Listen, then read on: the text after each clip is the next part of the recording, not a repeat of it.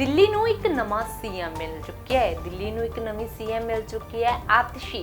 ਹੁਣੇ ਹੀ ਥੋੜੇ ਟਾਈਮ ਪਹਿਲਾਂ ਹੀ ਵਿਧਾਇਕ ਦਲ ਦੇ ਵੱਲੋਂ ਇਹ ਐਲਾਨ ਕਰ ਦਿੱਤਾ ਗਿਆ ਹੈ ਕਿ ਆਤਿਸ਼ੀ ਦਿੱਲੀ ਦੀ ਸੀਐਮ ਹੋਵੇਗੀ। ਇਸ ਤੋਂ ਪਹਿਲਾਂ ਅਰਵਿੰਦ ਕੇਜਰੀਵਾਲ ਦੇ ਵੱਲੋਂ 2 ਦਿਨ ਪਹਿਲਾਂ ਹੀ ਆਪਣੇ ਅਹੁਦੇ ਤੋਂ ਅਸਤੀਫਾ ਦੇਣ ਦਾ ਐਲਾਨ ਕੀਤਾ ਗਿਆ, ਜਿਸ ਤੋਂ ਬਾਅਦ ਆਤਿਸ਼ੀ ਦਾ ਨਾਮ ਲਗਾਤਾਰ ਚਰਚਾਵਾਂ ਚੱਲ ਰਿਹਾ ਸੀ ਤੇ ਹੁਣ ਦਿੱਲੀ ਦੀ ਵਿਧਾਇਕ ਦਲ ਦੀ ਮੀਟਿੰਗ ਦੇ ਵੱਲੋਂ ਵੀ ਮੋਹਰ ਲਗਾ ਦਿੱਤੀ ਗਈ ਹੈ ਤੇ ਸੀਐਮ ਬਣਨ ਤੋਂ ਬਾਅਦ ਆਤਿਸ਼ੀ ਦੇ ਵੱਲੋਂ ਕਰ ਦਿੱਤਾ ਹੈ ਇੱਕ ਵੱਡਾ ਐਲਾਨ। ਕੀ ਬੋਲੇ आतिशी सीएम बनने तो बाद, आओ सुनाते हैं। ये नेता मेरे गुरु अरविंद केजरीवाल जी का धन्यवाद करना चाहती हूँ, जिन्होंने मुझे इतनी बड़ी जिम्मेदारी दी और इस जिम्मेदारी के लिए मुझ पे भरोसा किया। ये सिर्फ आम आदमी पार्टी में हो सकता है, अरविंद केजरीवाल जी के नेतृत्व में हो सकता है कि एक फर्स्ट टाइम पॉलिटिशियन एक राज्य की मुख्यमंत्री बने। मैं एक सामान्य परिवार से आती हूँ। शायद किसी और पार्टी में होती तो चुनाव की टिकट भी नहीं मिलती, लेकिन अरविंद केजरीवाल जी ने मुझ पे भरोसा किया, मुझे विधायक बनाया, मुझे मंत्री बनाया और आज मुख्यमंत्री बनने की जिम्मेदारी दी है। मैं खुश हूँ कि अरविंद केजरीवाल जी ने मुझ पे इतना भरोसा किया है, लेकिन जितना सुख आज मेरे मन में है, आज उससे बहुत ज़्यादा दुख भी मेरे मन में है। दुख इसलिए कि दिल्ली के लोकप्रिय मुख्यमंत्री मेरे बड़े भाई अरविंद केजरीवाल जी आज इस्तीफा दे रहे हैं। मैं आज ये ज़रूर कहना चाहती हूँ आम आदमी पार्टी के सभी विधायकों की तरफ से, दिल्ली की 2 करोड़ जनता की तरफ से, कि दिल्ली का एक ही मुख्यमंत्री है और उस मुख्यमंत्री का नाम अरविंद केजरीवाल है। भारतीय जनता पार्टी ने पिछले 2 साल से अरविंद केजरीवाल जी को परेशान करने की, उनके खिलाफ षड्यंत्र रचने की कोई कसर नहीं छोड़ी। एक ऐसा आदमी जो अपनी IRS कमिश्नर की नौकरी ठुकरा सकता था, एक ऐसा आदमी जो एक नई पॉलिटिकल पार्टी से पहली बार चुनाव लड़के मुख्यमंत्री पद से इस्तीफा दे सकता था, ऐसे आदमी पर, ऐसे ईमानदार आदमी पर भारतीय जनता पार्टी ने भ्रष्टाचार के आरोप लगाए, झूठे केस किए, फर्जी केस किए, अपनी एजेंसीज ED को, CBI को उनके पीछे छोड़ दिया, उनको झूठे मुकदमे में 6 महीने तक जेल में रखा। आखिरकार सुप्रीम कोर्ट ने उन्हें जमानत दी, और सुप्रीम कोर्ट ने सिर्फ उनको जमानत नहीं दी, सुप्रीम कोर्ट ने केंद्र सरकार के मुंह पे तमाचा मारा, उनकी एजेंसीज के मुंह पे तमाचा मारा। उन्हें कहा कि इनकी एजेंसीज, केंद्र सरकार की एजेंसीज एक पिंजरे में कैद तोते की तरह हैं और अरविंद केजरीवाल जी की गिरफ्तारी गलत थी। अगर अरविंद केजरीवाल जी की जगह कोई और मुख्यमंत्री होता, कोई और नेता होता, तो वो 2 मिनट नहीं सोचता मुख्यमंत्री की कुर्सी पे बैठने के बारे में। लेकिन अरविंद केजरीवाल जी ने वो किया जो आज तक इस देश का इतिहास तो छोड़िए, शायद दुनिया के इतिहास में किसी नेता ने ना किया हो। उन्होंने कहा कि मेरे लिए सिर्फ सुप्रीम कोर्ट का फैसला काफ़ी नहीं है, मैं जनता की अदालत में जाऊंगा। जब दिल्ली की जनता मुझे कहेगी कि हम तुम्हें मुख्यमंत्री के रूप में देखना चाहते हैं, जब दिल्ली की जनता कहेगी कि तुम ईमानदार हो, तब मैं मुख्यमंत्री की कुर्सी पर बैठूंगा।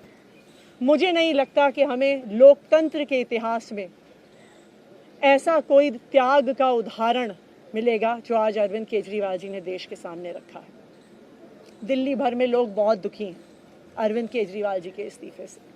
कल शाम मुझे एक बुजुर्ग महिला मिली, जब उन्हें खबर मिली थी कि अरविंद केजरीवाल जी ने इस्तीफा दे दिया है, वो रोने लग गई। उन्होंने कहा कि वो मेरे बेटे की तरह हैं, उसको इतना परेशान किया है, उसको इतना परेशान किया, उस पर झूठे केस लगाए। और उन बुजुर्ग महिला ने कहा कि मैं घर घर जाऊंगी, मैं घर घर जाके लोगों को कहूंगी कि मुझे अपने बेटे को ही मुख्यमंत्री बनाना है।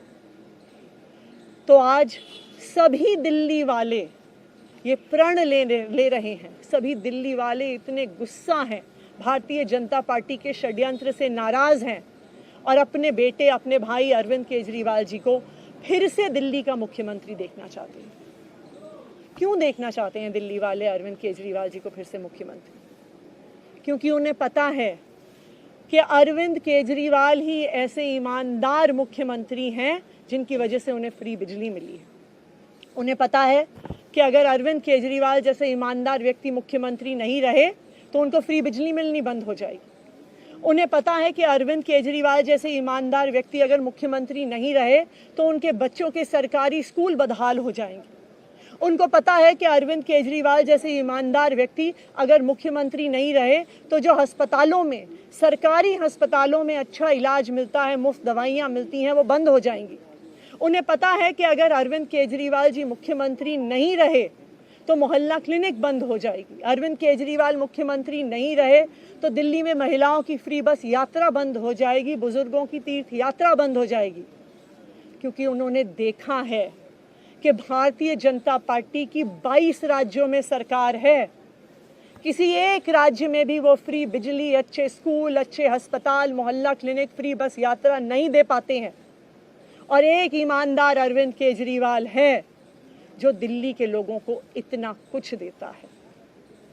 तो दिल्ली के लोग, आम आदमी पार्टी के विधायक और मैं अगले कुछ महीनों तक, चुनाव तक मुख्यमंत्री होने के नाते अब एक ही उद्देश्य से काम करेंगे कि हमें अरविंद केजरीवाल जी को फिर से दिल्ली का मुख्यमंत्री बनाना है। जब तक मैं इस बड़ी जिम्मेदारी को संभाल रही हूँ, मेरा एक ही मकसद रहेगा।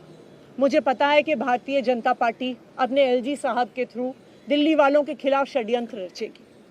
मुझे पता है कि वो दिल्ली वालों की फ्री बिजली रोकने की कोशिश करेंगे। मुझे पता है वो दिल्ली वालों के अस्पताल में फ्री दवाइयाँ रोकने की कोशिश करेंगे। मुझे पता है वो मोहल्ला क्लिनिक बंद करने की कोशिश करेंगे। मुझे पता है वो सरकारी स्कूलों को खराब करने की कोशिश करेंगे।